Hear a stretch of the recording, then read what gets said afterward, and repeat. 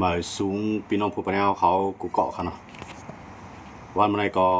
ตรงมันอยู่วันที่4 เดือนธันวาคมปี2025เขาขามาโคตรทุ่มยากันในข่าวยามกลางวันค่ะเนาะวันเมื่อไรก็เขาขามาเรียกเรียนโดยเงาลายปางตึกการซึกอันเกิดขึ้นในเมืองไต้เขาขาปอดห้องวายเสตับซึกเทียนเอาเอไล่ถอยออกเวียงจอกเมเสเลซึกมันเอาแห้งซึกเข้ามาข่มลมเวียงจอกเมภายดังซึกมันเขาก็หนังหือเตไล่ใจก้นเมืองนั่นไงเนียดมาเพียวลุมลาในเวียงจอกเมไล่มาอ่อนกันปัดเปียวตอนตัดได้ปืดพงเฮนตอนตัดได้เฮ็ดให้ก้นเมืองขึ้นมืออยู่สังเศร้าขึ้นในเวียงจอกเมเนี่ยซึกมันก็หาลอกไล่ตัดได้จันใจก้นเมืองกันเนาะเดี๋ยวก็ตั้งสื่อข่าวตั้งซึกมันเขาก็ไล่ปล่อยข่าวปล่อยแค่พางวิดีโออันซึกมันเขาเอามาเข้าเต้านำจอยเทียมมันก้นเมืองเส้นก็มีมาเนี่ยอันไหนเปลี่ยนลอกไล่สื่อใจก้นเมืองตอนตัดซึกมันครับกำไรซึกมันในเฮียงซึกมันในมันเต็มมืออยู่ที่เวียงจอกเมในยินว่าเต็มมีอยู่หมอก1 เฮียงก่อกำไรภายดังเทียนเอาเขาซ้ำให้ถือเลยทวายเสเลยเตรียมเข้ามาขึ้นยาว5เตรียมเอาขึ้น5เนี่ยนำเสือกลางเสือได้เหลียบเตะใครขึ้นหิมเอาขึ้นตีซึกมันขึ้นอยู่ก้อยกาพวกมาด้วยเฮียงกำยันปันแห้งของเทียนเอาเขานั่นอ้วนอ่อนลงเฮียงติติย้อนเปอเทียนเอาเขาอันเฮ็ดสร้างอยู่ในอำไลใจเจ้าคือไตอำไลใจเนอตับซึกอ้วยลีหนังกันย้อนบ่จังแลภายดังตับซึกเทียนเอาเขาก็ตั้งมุมมองเขาติเตซิมเอาขึ้นเวียงจอกเมซึ่งนั่นได้ก็เลยว่าห่างไกลเขาปาติติเขาเนาะก้อยกาจองเขาได้ตั้งสร้างปัญหาเฮ็ดให้สุขซ่าข้านได้ก็จังเปลี่ยนไหลอยู่ครับตอนตาเตจันแห้งไฟหนังหือซึกมานเตรียมจังกึ่งกลางโทไรตั้งนำคำนั่นก็นำสั่นครับเนาะเมื่อเร็วในซึกมานในมันเอาหมักลงกับปล่อยในกับปล่อยที่น้ำตูยาวกับปล่อยที่น้ำสั่นตั้งหนึ่งก็ปล่อยใส่ที่เมืองกุดครับเนาะสีปอก็มือว่าก็เอาหมักลงปล่อยใส่ซึกมานในที่มันใจลอกไล่เพียนการอันนั้นในย้อนเปิดมันเลยหับปากตีเมืองเขเลรัสเซียเขาว่าตีเฮ็ดจัดสร้างปังเลือกตั้งไฮไลท์ย้อนบ่จังแลหนังหือเมืองเขเลรัสเซียนั่นบ่ได้ยุ่มซึกมันในซึกมันก่อนเนี่ยเอาข้าวยามก่อนได้มีรองเลือกตั้งในให้ซิมไหลมาเวียงจังได๋เพราะว่าซึกมันซิมไหลเวียงจังได๋ในซึกมันก็ได้ไล่เสียงกลางใจนํย้อนบ่สังหลาในเพราะว่าเขาก็ซิมไหลเวียงเอาในเขาก็ได้เตียกเตียงคนเมืองในให้กว่าตรวจแคบกลางใจให้สั่งมีรองเลือกตั้งให้เขาสืบยึดอาสาการเอาซึกอุเปิงพ่องกับเมืองเขากว่าอะไรทั้งนั้นเนี่ยซึกมาในตีเนียดเอาตีเนียดสร้างปางตึกใหญ่ในข่าวยามปอดยาวก็หุบซีหมอนในเวียงปางตึกในกำน้ำในมันจะเปลี่ยนในเวียงยันเบิดซึกมาในใครไหลกวนเมืองอันอยู่ในเวียงมาตอดแคบกลางใจบันตอนตัดดินนี้เมืองขี่เขาตอนตัดดินนี้และเสียเขาเลยหลายเมืองเสื่อนปักตาไปด้วยรองเลือกตั้งซึ่งมาในมันตำเปืองว่างแผนออกมาเย่าอย่าลีงามอย่าว่าลองเลือกตั้งในตีเฮ็ดในเดือนธันวาคม12วันที่28มันก็ปืนเผาไว้จังได๋ครับเนาะย้อนบ่จังได๋ว่าซึ่งมาในมันเนี่ยเอาข้าวยามันปอดๆในสิได้ซิมเวียงกว่าติก็นะอันนั้นได้จังตุ้มตื้อดอกคนเมืองเขาติครับการซิมเวียงซึ่งมานั้นในมือเหลียวในซึกมาในใจเครื่องบินหนังกลางใจมันใครเฮ็ดอ่ะรวยมีไผห้าม2มาในดวนย้อนเบื่อซึกเจ้าคือเขาม่วนตั้งได้มันจึงเกากลางเขาจะในเขาได้ใจดวนนำพวกมาด้วยที่ไหนเขาในจังเขามีหาในเขาก็ได้มีอยู่พองก็กามันมีอีไว้ติตอนตาตับซึกเทียนเอาเขาเนาะดวนเขานั้นมีอีข้างหน้าตาได้เขียงตาได้ซึกมานั้นใจง่ายย้อนเบื่อว่าหลายภายในจอยทีน่ะในย้อนบ่ทางล่ะในใครให้เขาละลายภายได้ก็เขาใครให้ทีน่ะในช่อรถย่อนมาหน้าเขา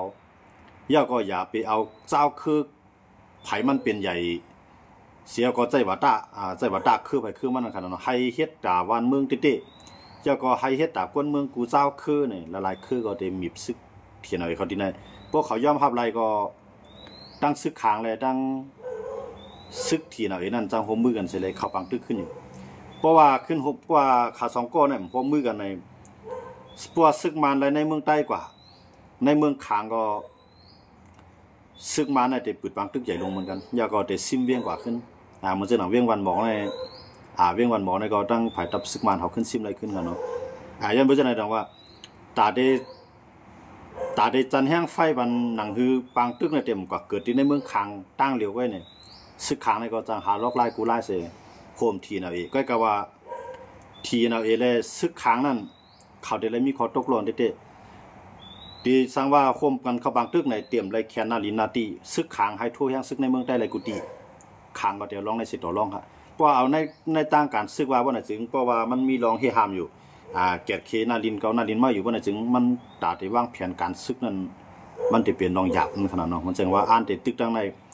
สมัยก่อนเสียแดงจุ่มจังตึกก็ปล่อยให้ซึกมันในเข้ามาเนี่ยมันเปลี่ยนตัดได้เพี้ยนการซึกมันได้หยาบนั่นขนาดเนาะแต่ว่าภายหลังตับซึกเขียเอเขาได้ก็เป้าหมายยังอันสูงสุดเขาได้เขาก็ตึ้งใครให้ทีเอาเอในโฮมมือเขาเสียเลยเขาบางตึกเลยพิมพ์นาลินกันก็ในมันจะมือปนมาได้ของทีเอาเอในมันแคนนาลินปืนตีมันยิบซิมไรนั่นมันลาดว่าเตะให้มีไผ่สีจุ่มให้มีซึกปลองจุ่มเดียวซึกเทียนในจุ่มเดียวก็เนี่ยอันนั้นเนี่ยมันให้ได้ละลายจุ่มในปล่อยเวทมันปล่อยเวทเทียนเอาเองเหมือนตั้งในจะมี PDF เขาในเก้าก้างเขาในค้างเขาในจอยไว้กูพายครับเนาะแต่มันเจอว่าตั้ง FPP ก็เป็นสมัย FPP มันจอยเซต้าก็ FPP ก็มันก็เอานาตีไว้เลยบางพื้นที่ซึกมันก็จังเข้ายันบ่มี FPP ก็เป็นกำไรไว้หลังบ้านในซึก FPP ได้ซึกเทียนเอาเองนั่นในไว้เสียเทียนเอาเองในกว่าลืบเป็ดซึก FPP ออกตีตั้งทุ่งเมาครับเนาะตั้งตีนำคำโตมาถอกไปตีหมูจีกำไรภายได้ผีก็มีลองเจ็บใจในทีไหนเขาจะปล่อยซึกมันเพราะว่าผีอยู่ที่ไรก็ซึกมันก็อยู่ที่นั่นก็ในว่าซึกมันที่มาในผีก็ได้ค่ายบันในติงเงืองบันในยาก็ให้ซึกมันได้เข้าเอาในก็ผีก็จะล็อกไล่ในขณะยันเบอร์สันในอันนี้มันเป็นยันเปิดลองตั้งเจ็บใจที่มีเหนือกันตั้งทีไหนแล้วตั้งผีนั้นมันมีลองเจ็บใจเหนือกันกูก้นซึกผีในถูกเทียนเขาแยมตายก่อนในนำไว้ติดๆครับก็ว่าผีเขาปล่อยข่าวเนาะคำปล่อยข่าวยันภาษาในหนึ่งในก็กูต่างจุ่มถังเรียกเขาสองมาในก็กูก้นซึกเขาห้าผู้ไอ้ก็กลุ่มมีแห้งใจก็ลองนึงนั่นขนาดเนาะเขาก็ย่อมปันทีไหนในเฮ็ดไทยในเขามากกว่านั้นไหมแต่ว่าทีไหนก็ผีก็นั่งคือได้ขึ้นตอบแต้นขึ้นทีไหนเลยใจแห้งซึกเก่าเสียตอบแต้นนั่นเนี่ยก็ปล่อยให้ซึกมันในก็เข้าเอาดีอยู่ผีในก็อยู่เสียตัวไว้นั่นขนาดเนาะในบางพื้นที่ก็ผีก็ขึ้นทั่วแห้งซึกเขาเอาเนี่ยในก็มีมาเนี่ยอันนี้มันเป็นย้อนเพื่อว่าลองอันใจว่าตามุกไข่จุ่มมันในคือก็คือไม่อันในเฮ็ดไทยเถียนในเขาซุ่มใหญ่ซุ่มลงปอกกำไรครับเนาะเฮียงเถียนในเขาในโอนเฮียงไหนเนาะเฮียงก้นหนุ่มเขาก็ใครมีกำไรเฮียงก้นเมืองอันเฮ็ดเขาเฮ็ดนำเลี้ยงซึกเถียนในก็บ่ใครมีเนาะยันว่าจังได๋เฮียงกองเฮียงก้นเฮียงเงินเฮียงเข่าบอกว่ายุบย่อมกูไล่ครับเนาะยุบย่อมกูตั้งตอนตับซึกเถียนเลยเนาะกำไรบ่เฮ็ดนะในเมื่อตาเฮียงเลยเถียนในเขาปรุงไรไว้ล่ะในย้อนบ่มันมีเก่ากลางเฮียงเงินเก่ากลางเฮียงเงินว่าในมันจอยเฮียงหลาลาแหละเขากึ่งกลางปีนั่นก็ยเขาก็ซ้ำลืมตัวไปแล้วท่านเนาะภายดังตับซึกเทียนในเขาก็ในว่ามาด้วยในภายสื่อข่าวละลายภายในก็มาทำภายดังภายดังผูกคันปากกองเทียนอะไรเขาเนาะเขาก็สองเดมีทางตื้อตั้งตาได้คมละลายจุ่มเสียได้ขึ้น10เข้าบางตื้อข้างเขาก็ลาดว่าตึกคัดใจอยู่นั่นขนาดเนาะตึกคัดเยอะก็การดินเทียนได้คัดใจนั่นพวกเขายังตึกจุกมันคอกว่ามันว่าย้อนเมืองประลองนั่นได้คิดดีก็ยาวทีไหนเขาในเขาตื้นเต็มพื้นระยะนะเพราะว่าเขาอยู่ย้อนเมืองประลองนั่นในใต้ในเป็นเต็มย่อมหับไหลว่าก้นเมืองว่าก้นซึกในใต้เขาก็เต็มย่อมหับไหลมันเหมือนเสียงว่ามันตีเฮ็ดไทยเมืองเขาในแตกใหญ่ยอกย่อยกว่าสังเกตว่าโฮมกันมาแล้วใต้ก่อมแคนาตีประลองก่อมแคนาตีเขามีศูนย์เพียงเปี้ยงกันเขามีศูนย์แกดเคเขามีศูนย์โหมร่วมปันก้นเมืองเขากูเจ้าคืนได้ก็ตีจังโฮมมือกันตั้งใต้ไหลอยู่ครับเนาะเพราะมาด้วยมือได้ใต้เอาขากูผายได้มันว่าผายอะไรก็ยาวเขาหน่อว่าผายคุกเขียวว่าผายโคตรร้ายตัดได้โฮมเข้าปางตึกที่นั่นได้สังว่าไรคอมันแก่นตีเจ้าคือเจือนใครแจกแถกแผ่นดินได้ก็เขาขายอยู่ยังว่าใต้น่ะเต็มจังเข้าปางตึกกำลืนมาซึกใต้ในก็เตไร อยู่เมืองเจ้าหนังกลับก่อนวันหลังพ้นมาเพราะซึกมันมาเก้าก็แก่เขตตัวเพราะซึกมันมาเก้าก็อยู่กับห้างไผ่ห้างมันเนี่ยมันจะเป็นเจ้าหนังนี่ครับว่ามาด้วยในล็อกแผนการซึกใต้กันนะแต่ที่ว่าให้เพราะว่ากับเข้าคำจุ่มนั้นจุ่มไหนเสร็จเลยเข้าบางตึกเต้ๆเนี่ยได้ขามาด้วยใต้เขาเนี่ยได้เปรียบไปมีจุ่มไหลก็ในสังเกตว่ารองเจ้าคือจะในพ่อยกันด้านการซึกยาวก็โคมันด้านการเมืองเนี่ยได้พวกใต้เขาก็บอกว่าอันนั้นเป็นทางพิษของใต้เขาค่ะเนาะว่าซึกใต้ว่าก้นเมืองใต้เขาค่ะมือเลยแน่ที่จังไหนเสด็จเขาปล่อยขึ้นเขาปล่อยให้ซึกมันขึ้นอุปเปิงขึ้นในใต้เขาค่ะซุ่มนำหรือเปิงอยู่เยอะเนาะยันเบอร์สั่งในเมืองก็เป็นเมืองใต้ก้นส่วนใหญ่ก็เป็นก้นคือใต้อันในทบพรหายจ่าในบางทึกก็ในเฮ็ดให้ซึกมันในขึ้นซิมไรขึ้นกว่าเสด็จวันเมื่อนามาใ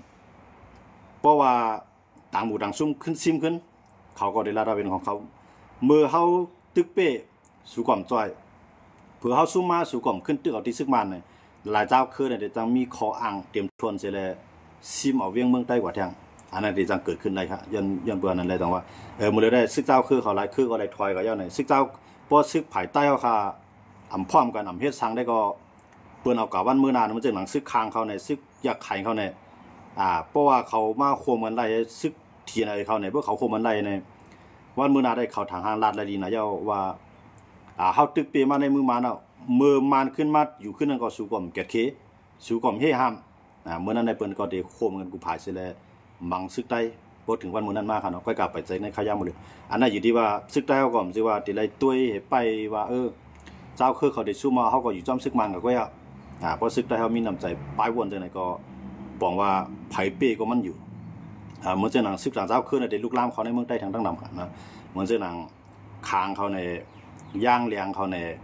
เจ้าไหนก็ได้จังลามเขาในเมืองใต้ค่ะสังเกตว่าซึกใต้ทำเฮ็ดสังสิเมียวค่ะเนาะมื้อในซึกใต้ในปองว่าเฮ็ดสังสิเมียวขนาดนั้นแล้วในการเมืองการซึกมันก็ตัวเงาลายมันขนาดเนาะตัวเงาลายมันไว้กูไผๆไว้ยันบ่จังได๋สังเกตว่า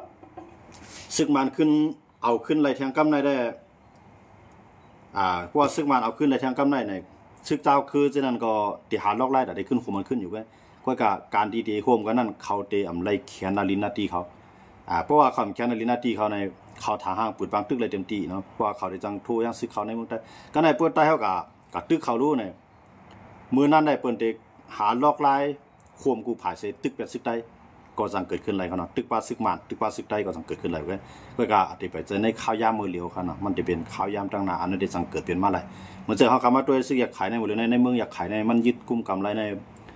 93ปูนแล้วค่ะเนาะหรือหมอก7ปูนก็ซึกมันตึกอยู่ไว้ไรในเมืองอยากขายก็ในเมืองขางในเมืองขางในซึกขางในก็ได้ไรฝนมีเตะยันเบื่อหางมันหันเทียนในซุ่มกว่าอ่ะนะมันหันเทียนในซุ่มกว่าส่วนใหญ่เขาเนาะอะไรว่าซุ่มกว่าน้ำไว้เตะเขาเนาะเพราะว่าเขาซุ่มหนองเขียวเขาซุ่มจอกเมแทงอินก็มันดินเดซุ่มสีป้อบ้าเนาะแล้วก็ตั้งเมืองกูเจนคือก็ดินเดเลยถอยยันเมื่อเจนในว่าคางเขียนในก็อันเตมันเดเลยเรียกลายในเตะถือเลยอย่าไปให้เลยตึกต่างจุ้มเมื่อเจอหนังซึกได้เลี้ยงนะครับเนาะอันนี้ก็ลองใหญ่ที่ซึกคางเขาเตะเลยงบงี้กันได้เตะเขาเนาะจีว่าซึกได้เลี้ยงตึกซึกมาในก็เขาเตะกับตึกว่าเตะก่อนนี่ว่าซึกได้เลี้ยงในผมมาในมันใจบางปืนตีเนี่ยมันอยู่ดีเงาลายไผ่มันนั่นขนาดเนาะเมื่อเจอเขาอยู่รูเดียกมันก็เมื่อเจอหนังโคลายตึกซึกมันยันเมื่อสั่งเลยมันตึกซึกมันในเพราะคำว่าเรียนด้วยขู่ภายก็ย้อนเปิดกูเจ้าคือในเมืองใต้นั่นไหวปากกองจุมันหมดอ่ะสังว่ามันกับตึกซึกมันเหมือนเจอว่ากูเจ้าคือก็ตึกมันในซึกมันก็ซ้ำตึกมันนั่นเนี่ยมันก็ดีอยู่หยาบกำลืนมั่มไรสังอันนั้นเดี๋ยวเลยตัวเงาลายเสียมตึกซึกมันก็ยันเปิดเงาลายลองเลยก็ในเหมือนเจอหนังซึกได้เหลี่ยมตึกซึกมันก็ยันเปิดสั่งเลยยันเปิดว่าซึกขางเขาในใครเพียวเบียนมันอ่ะนะเพราะซึกขางเขาใครเพียวเบียนมันเนี่ยมันก็มีดังเลยครับมันก็กระไรตึกซึกขางการอะไรกึดต่อซึกมัน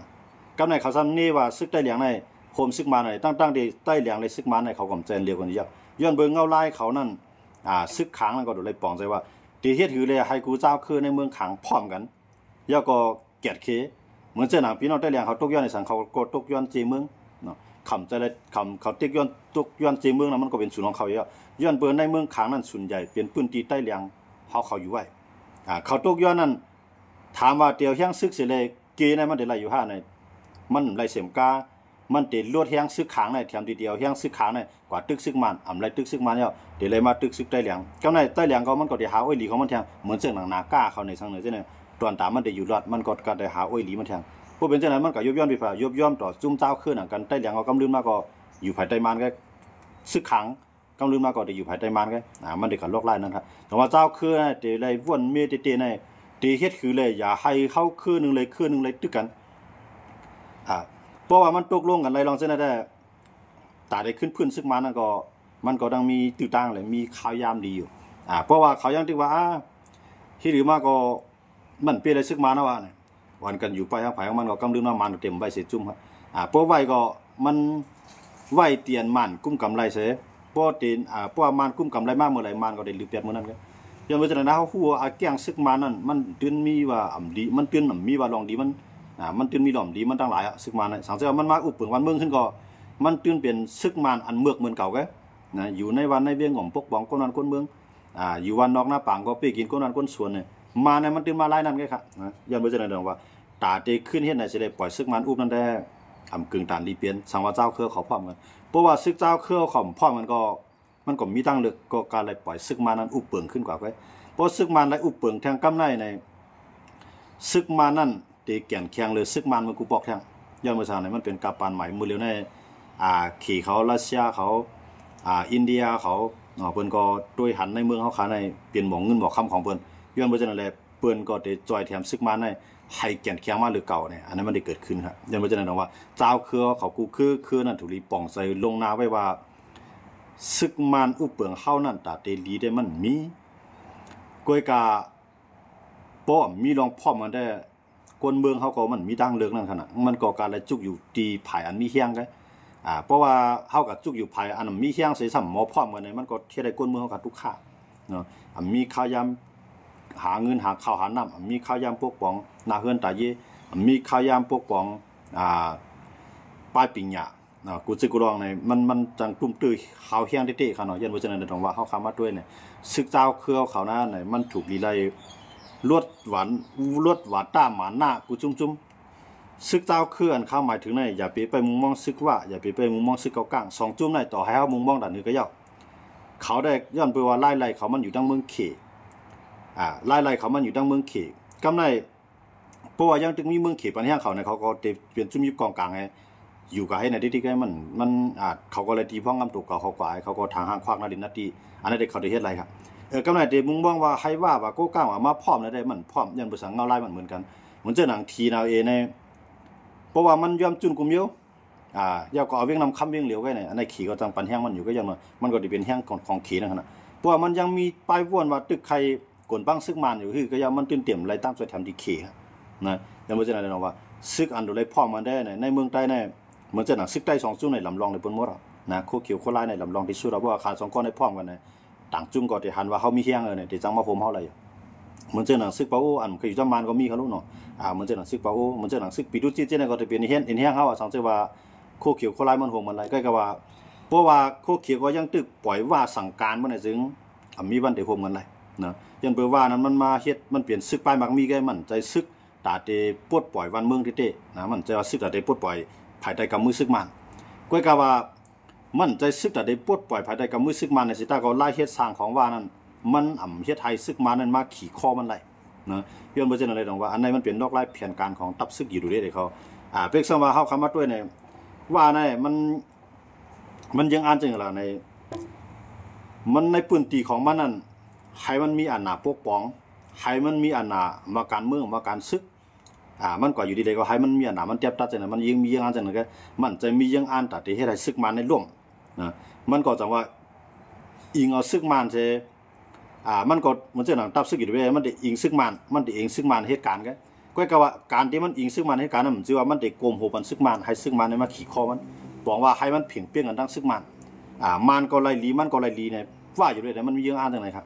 ก็ในเกากลางก็วันมื้อนาก็มันก็ติกันแนวตั้งอันว่าเฮ็ดนั่นแกนะเกากลางก็มันก็ติกันแนวตั้งอันว่าเฮ็ดนั่นแกเพื่อจังนั้นในเกากลางก็ไล่ซึกมันก็ไล่ทั้ง2ฝ่ายก็ในใต้เฮาได้ยิงมันจังหนังว่าเขาไล่อยู่5ใต้เฮาได้ยิงมันจังหนังเกากลางเขาไล่อยู่5นี่เงาลายมันเหมือนกันครับในใต้เฮานี่มีเฮียงอันนุนหลังมันหรือสิว่าเฮียงนุนหลังตับซึกใต้นี่มันมีเจ้าคือใต้เลยคนเมืองใต้ก็มันมีเฮียงนอกเมืองเต้ๆเนาะอันซังว่าเพราะว่าข้ามพร้อมกันในเฮียงแต่ได้เขียงต้าทางการเมืองการซึกมื้อนานั้นเป็นไรพี่น้องเขาเล่าว่าเมืองลาลู่เนี่ยเมืองลาได้มื้อเดียวได้มันก็เฮ็ดกว่าแนวตั้งวายค่ะนะนึงเนี่ย อย่าให้มาในมาอุปเปิงในมันสองมาตอนตาได้มีลองการค้าขายนั้นหนังมันเต็มมาเก้ามันเนี่ยมันก็เฮ็ดก็มาในส่วนหนึ่งครับแทงตั้งหนึ่งมีขีดแทงตั้งหนึ่งมีซึกมันแทงตั้งหนึ่งมีซึกเจ้าคือเหมือนเจอหนังในอุ้ยลีเขานั่นขนาดเนาะเมืองลาก็มันตอนตาเมืองลานั้นมันเลยไม่ใจเอาตอนตามันนะมันเลยไม่ใจเอาตอนตามันย้อนเบอร์สังลาเนี่ยมันปิดตูตอนตามันยาวนะเมืองลานั้นให้เพราะว่าจุ่มเลยจุ่มหนึ่งที่ว่ามังมันก่อมจังมังทิติครับเมืองลานั่นขนาดมันเลยว่าปิดตูของมันยาวหรือสิว่ามันเฮ็ดพิษสิมีเมียมนั้นก็กล้ายาคายพิษเนี่ยอันนั้นได้ก็บนตัวต่างจังหาตั้งพิษใส่มันอยู่ก็กำมือเดียวได้พอเขามาตัวเมืองลาเนี่ยมีเผยมาว่าภายการเมืองภายทัศสร้างภายอะไรก็ยาวมีไผมาว่าสังทางเมืองลาเดี๋ยวก็มีไผมาสนใจที่ลงเมืองลาครับอย่างว่าซั่นมันเมืองลาเนี่ยมันเอานาทีกว้างครับมันเอานาทีเก็บๆอ่อนพื้นที่อ่อนตอนตาได้พวกตังตอนตาได้อุปเปิงพ่องงำตัวเก่ามาขนาดนั้นก็ในเมืองลาเนี่ยมันมีหลายเจ้าหลายเจ้าคือที่มาอยู่นั่นมันเลยมีตับซึกหลายจุ้มมันเลยหิมกัน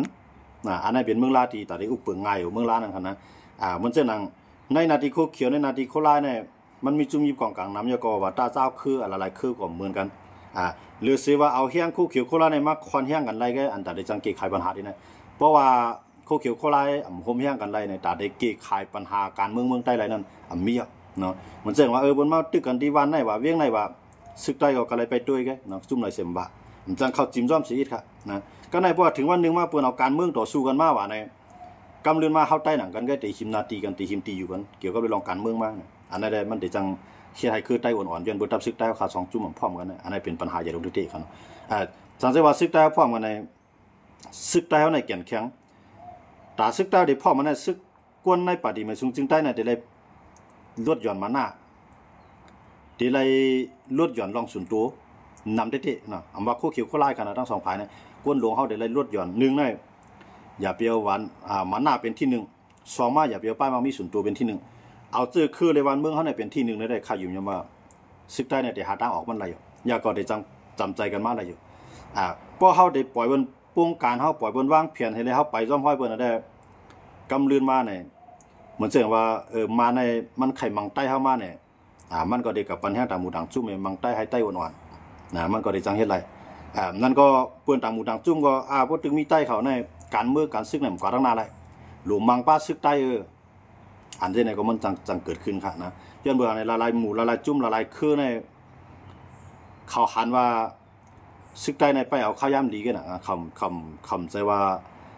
ซึกใต้เขาในเดี๋ยวไปจอยเบิ้นตั้งไหนตั้งหนึ่งเนี่ยคำไรมุมมองจึงนั้นนะย้อนไปจึงนั้นแต่ว่าเขาคำมาด้วยเนี่ยเมื่อได้ซึกเจ้าคือในพวกคืออะไรเชื่อมว่าครับนะพวกคำมีรองความกันในมาในเด็กขึ้นเอาขึ้นเยอะนะมันจะหนังเมืองค้างก็ตาค้างได้ไรก็มันจะลงง่ายนะมันย้อนเบื่อเนี่ยเมืองค้างในมันเป็นเมืองตีอันขี่ไข่ไล่ย้อนไปว่าตาได้เ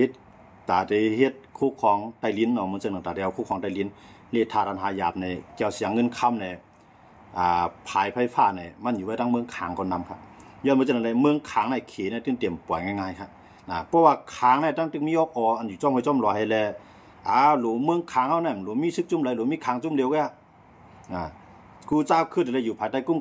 มกำซึกค้างแข็งเองเนี่ยเพราะซึกค้างให้ไรในก็มันก็ปล่อยมันจะหนังใต้เขาแกใต้เขาก็ย้อนไปสั่งในกูบอกในเขาก็เฮ็ดตาเขาแกกำลืนมาเปิ้นก็เฮ็ดตาเปิ้นเนี่ยกำลืนมาก็เปิ้นก็ตาเปิ้นเขาก็หยิบนาทีเปิ้นก็แขนเปิ้นมาหยิบนาทีเขาก็เข้าแขนเนี่ยกำลืนมาเข้าหนังกันขึ้นบางกันขึ้นเมืองใต้เขาเนี่ยเป็นมาเขาก็ปล่อยว่าเขาซุ่มไว้ย่างเขาก็เหมือนกันนะครับย่างผือเขาก็เหมือนกันนะจังว่าดีได้เอาตอนสอนอันทีน่ะเปลี่ยนอยู่ในข้าวย่างมือเดียวในเปลี่ยนตอนสอนติเพราะว่าทีน่ะในที่มันได้ซุ่มก่อนในโปรแกรมในย้อนเบอร์สั่งหลานในมันเป็นย้อนเบอร์ว่ามันเอาไรเอาวาต้าคือเจ้าก่อนในเป็นใหญ่เอาวาต้ามุกชุ่มเจ้าก่อนในเป็นใหญ่เอาตั้งถังใหญ่ตัวเจ้าก่อนนั้นเป็นใหญ่เลยทีน่ะในซุ่มใหญ่ซุ่มลงครับนะ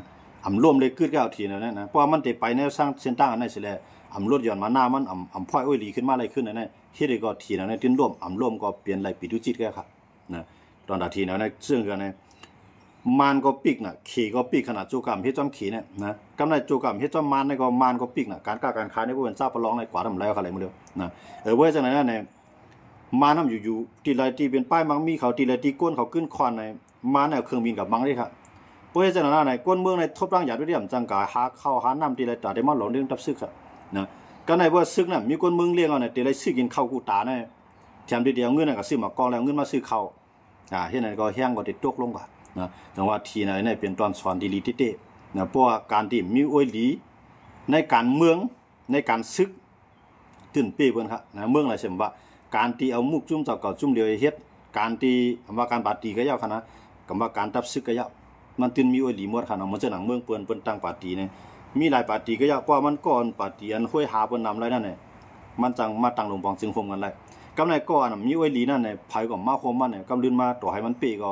เป้ได้เสียงยันเบอร์มันเป้ได้กันเปิ้นมีตังพร้อมโฮมกันนะกำลืนมามันก็เลยเป็นผายสารคัดก็เลยเป็นผายลงปองจึงอันนั้นเขาอยู่ในรถแท็กมั้งครับมันจะนะเฮาคำว่าด้วยอาเซียนได้เมืองใต้ปอดของทั่วแห่งซึ่งเมืองใต้ปอดจานหลายปืนตีเนาะอำว่าตั้งออกในอำว่าตั้งจานในอำว่าตั้งห้องในอาเซียนในแห่งซึ่งในเพี้ยนในกุฏิค่ะนำมันตั้งกันนะตั้งออกในก็เหมือนเส้นทางนาลินเกี้ยงตุงในเขาก็เพี้ยนแห่งซึ่งเขาควักนาลินนาตีเนาะ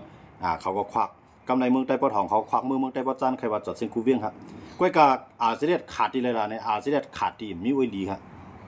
ย้อนมีไว้ดีในพวกเปิ้นมาตึกเนี่ยจังเอาไผมาจอยเปิ้นก็กูฮู้ว่ามันมีจุ่มเดียวก็เปิ้นก็อำไล่เอาจุ่ม1ไล่2จุ่ม2จุ่มไล่3จุ่ม3จุ่มไล่4จุ่มเนี่ยเอาตั้งขึงมันว่าได้เอาข้าวยาวมันว่าได้เนี่ยตึกอาเซียนต่อถึงอาเซียนในพวกไล่ซุ่มปังตึกกว่าครับนะเลยว่าซุ่มปังตึกซุ่มอยู่ซุ่มโลได้ครับเห็นว่าย้อนเปิ้นมีไว้ดีครับปัญหามันมีไว้ดีในกำในเครื่องกองกลางนั่นก็มีเมืองอยู่ด้านหลังเสนุนหลังปันเชียงซึกเดนำนะเชียงซึกเดนำน่ะเหมือนเจอเขาคำว่าด้วยเหมือนเจอหนังที่หูสวนนั่งจอกเมียในกูบอกเนี่ยของเซลขึ้นซึกได้เนี่ยอ่อนกันเฮ็ดซึกไว้ตั้งวันเนาะนะ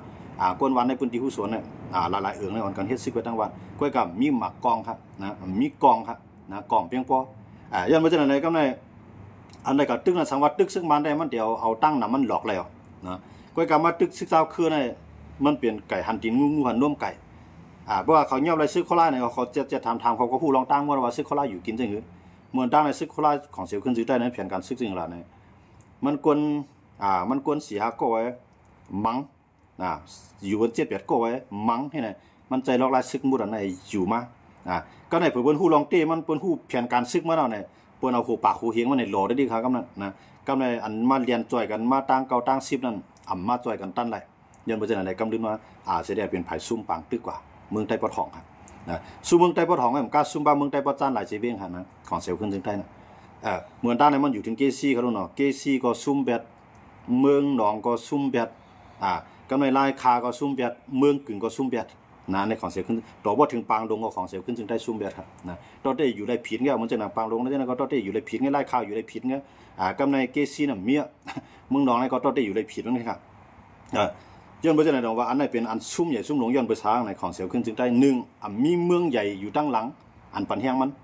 นะ2มามีอวยหลีในการซึกจนไปจนอะไรเฮียงใหญ่ด่านคือก็ซุ่มยาวนะกำไรเฮียงเลยว่าซ้ำมีอวยหลีล่ะในว่าใน1ในมันมีเงิน2มันมีกล่องครับเพราะมันมีเงินมันมีกล่องในจุ่มไรโลกล่องเอากล่องปันมันจุ่มไรโลเงินเอาเงินมันเขากวนในเพราะมันไรเงินไหนมันยอมเฮ็ดกูเมียวค่ะ